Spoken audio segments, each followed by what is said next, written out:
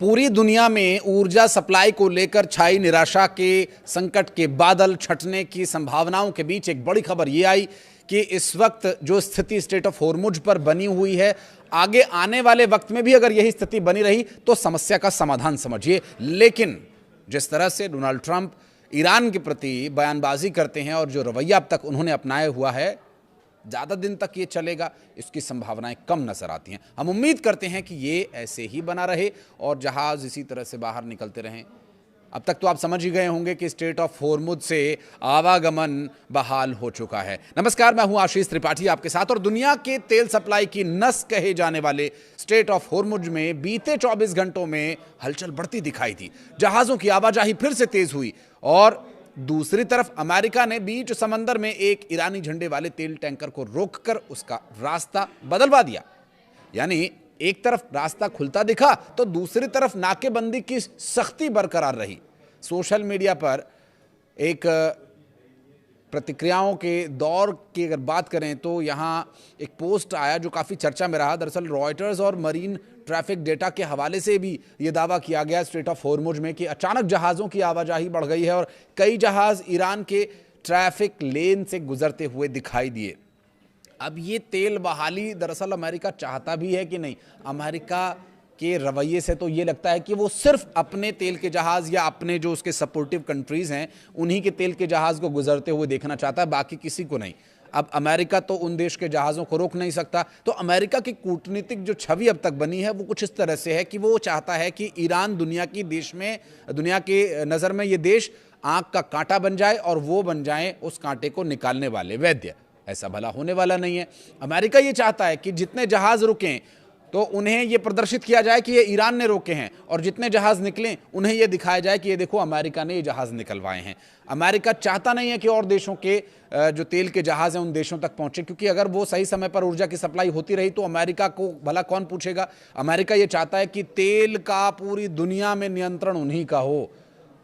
ये जो स्थिति है, अमेरिका अब खुल करके तो इस बारे में वो कह नहीं सकता। पहले यूरोप की उसने बुराई करी कि यूरोप हमारा साथ नहीं दे रहा हमारे ईरान पर हमले को लेकर के।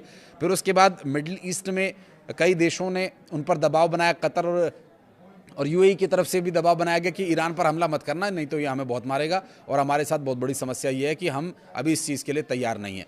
देखिए, ये स्थिति और विस्तृत तरीके से मैं आपको समझाने की कोशिश करूंगा। कुछ एक इन्फॉर्मेशन जो महत्वपूर्ण है पहले मैं वो आपको बताता हूं। ईरान की रेवोल्यूशनरी गार्ड्स नेवी ने बुधवार को कहा कि उसने पिछले 24 घंटों में 26 जहाज़ों, जिनमें से तेल टैंकर्स, कंटेनर शिप्स और दूसरे कमर्शियल पोर्ट्स शामिल है, तो इस जलमार्ग से गुजरने दिया गया। लेकिन गार्ड्स नेवी ने एक्स पर एक पोस्ट में कहा कि पिछले 24 घंटों में 26 जहाज स्ट्रेट ऑफ हॉर्मुज से गुजरे हैं। यहां ट्रांजिट आईआरजीसी नेवी की सुरक्षा और समन्वय के बाद हुआ। ये ईरान ने 28 फरवरी को अमेरिका और इजराइल के साथ युद्ध शुरू होने के बाद रास्ता बंद कर दिया था। स्ट्रेट ऑफ हॉर्मुज पर पूरी तरह से आवाजाही को रोक दिया था और कड़ी पाबंदियां लगा दी गई थीं। उस दौरान भी कुछ जहाज भेजे गए जिसमें भारत के भी कुछ ऑयल टैंकर्स शामिल रहे। स्ट्रेट ऑफ हॉर्मुज दुनिया के सबसे महत्वपूर्ण एनर्जी चेक पॉइंट्स में गिना जाता है। वैश्विक तेल और लिक्विफाइड नेचुरल गैस की बड़ी खेप इसी सकरे समुद्री मार्ग से होकर गुजरती है जो पर्शियन गल्फ को अंतर्राष्ट्रीय समुद्री मार्गों से जोड़ता है। दक्षिण कोरिया ने इस मामले में बुधवार को कहा कि उसका एक तेल टैंकर सफलतापूर्वक इस हॉर्मुज स्ट्रेट से गुजरा। संघर्ष शुरू होने के बाद ये किसी दक्षिण कोरियाई जहाज का पहला ऐसा ट्रांजिट बताया गया। तो वहीं दूसरी तरफ अमेरिकी मरीन ने बुधवार को एक ईरान झंडे वाले commercial oil tanker MT celestial sea को रोक करके उसका रास्ता बदलवा दिया कि भैया यहाँ से मत जाइए, आप एक काम कीजिए, यहाँ से यू टर्न लीजिए और इधर से निकलिए। तो ये रवैया अमेरिका का है। तो अगर आप किसी को बार बार उकसाएंगे तो वो कितनी देर आपकी मनमानी को झेलेगा? ये अमेरिका को सोचना चाहिए।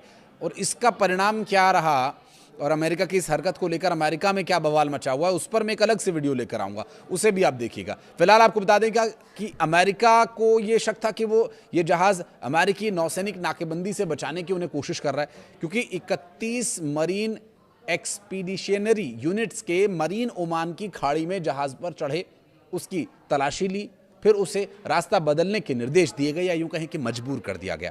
अमेरिकी सेंट्रल कमांड ने यह कहा कि अमेरिकी बल पूरी सख्ती से नाकेबंदी को लागू कर रहे हैं और अब तक 91 कमर्शियल जहाज़ों को नियमों के पालन के तहत रास्ता बदलवाया गया। और सेंटकॉम के मुताबिक अमेरिका सैन्य बलों ने 12 अप्रैल से शुरू हुई नौसैनिक नाकेबंदियों के बाद 4 जहाज़ों को निष्क्रिय भी किया है, यानी ध्वस्त कर दिया, समुद्र में ही उसे समाधि दिला दी। अमेरिकी प्रेसिडेंट डोनाल्ड ट्रंप ने दावा किया कि तेल की कीमतें जल्द गिरने वाली हैं। स्ट्रेट ऑफ हॉर्मुज में फंसे 1600 से ज़्यादा तेल से लदे जहाज़ बहुत जल्द बाहर निकलेंगे। ट्रंप ने कहा कि संकट के बावजूद शेयर बाजार पहले से ज़्यादा ऊंचाई पर है, जबकि उन्हें खुद अंदेशा था कि बाजार 20 से 25% तक गिर सकता है। ट्रंप ने ईरान को लेकर सख्त रुख दोहराते हुए कहा कि उनके पास कार्रवाई के अलावा कोई विकल्प नहीं था, क्योंकि तेहरान परमाणु हथियार हासिल करने की ओर बढ़ रहा था। ये एक दूसरा मुद्दा है जिसको लेकर के डोनाल्ड ट्रंप लगातार ईरान को दबाव में लेने की कोशिश कर रहे हैं, लेकिन ईरान वही पुष्पा स्टाइल में झुकेगा नहीं वाला जो उसका एटीट्यूड है, ये दरअसल डोनाल्ड ट्रंप को पसंद नहीं आ रहा है। अब चूंकि ऊर्जा सप्लाई का संकट अगर पूरी दुनिया में बना रहेगा, और उससे ऊर्जा सप्लाई का संकट होना एक अलग बात है, लेकिन ऊर्जा सप्लाई के संकट की खबरों का फैलना ये एक दूसरे तरह से शेयर बाजार पर असर डालता है। तो ये जो दोनों बातें हैं, इन दोनों बातों को जोड़ते हुए अमेरिका के प्रेसिडेंट ये चाह रहे हैं कि पूरी दुनिया में उनकी वाहवाही हो जाए, हर कोई उनकी तारीफ करे कि क्या बात है, इतना युद्ध लड़ने के बाद भी शेयर बाजार कितने टॉप पर है। तो शेयर बाजार पर पड़ने वाला असर, दरअसल जो न्यूज़ बाहर आती है उसके हिसाब से शेयर बाजार रिफ्लेक्ट होता है, उस पर उसके फ्लक्चुएशन दिखाई देते हैं। और लोग भी जो इन्वेस्ट करते हैं या इन्वेस्टर्स हैं, वो खुद जाकर को तो देखेंगे नहीं कि स्ट्रेट ऑफ हॉर्मुज में क्या हो रहा है। उनके पास जो न्यूज़ आ रही है, सेंटर से जो खबर उनके पास पहुंच रही है, वो उसी हिसाब से अपने इन्वेस्टमेंट को घटाते या बढ़ाते हैं। तो ये अमेरिका के प्रेसिडेंट की कूटनीति है।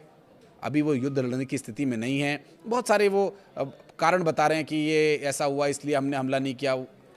एक और वीडियो में लेकर आता हूं उस पर भी, लेकिन फिलहाल जो एक और महत्वपूर्ण इन्फॉर्मेशन है वो ये कि ईरान को परमाणु हथियार नहीं बनाने देने की जिद अमेरिका छोड़ नहीं रहा, और जल्द किसी न किसी तरह से ये जिद उसे छोड़नी होगी, अन्यथा युद्ध खत्म होने की परिस्थितियां फिलहाल बनती हुई नजर नहीं आ रही हैं। ईरान अपनी जगह यथावत डटा हुआ है। उसकी वही 5 बातें कि अमेरिका हमारे नुकसान की भरपाई करे, अमेरिका ने जो हम पर हमले किए हैं और जो प्रतिबंध लगाए हुए हैं उन्हें ख़त्म किया जाए, स्ट्रेट ऑफ हॉर्मुज पर से जो नियंत्रण का दावा किया जा रहा है उसे हटाया जाए, जो ठीकरी पहरा अमेरिका लगाए बैठा है उसको हटाया जाए। तो ये सारी बातें बार बार दोहराई जा रही हैं। वो ब्लूप्रिंट्स, मिसाइलों के, परमाणु हथियारों पर रोक, एनरिच्ड यूरेनियम छीन लेने वाली बात, इन्हीं सब बातों पर ईरान अडिग खड़ा है कि भैया ये हमारी सुरक्षा के 5-6 बिंदु हैं, इससे हम कोई समझौता नहीं करेंगे। ठीक है, लड़ लेंगे युद्ध, इतने दिनों से लड़ रहे हैं, कुछ और दिन सही। बहरहाल इस पूरे विषय को लेकर अगर आप कुछ कहना चाहें तो कमेंट सेक्शन में ज़रूर बताइएगा।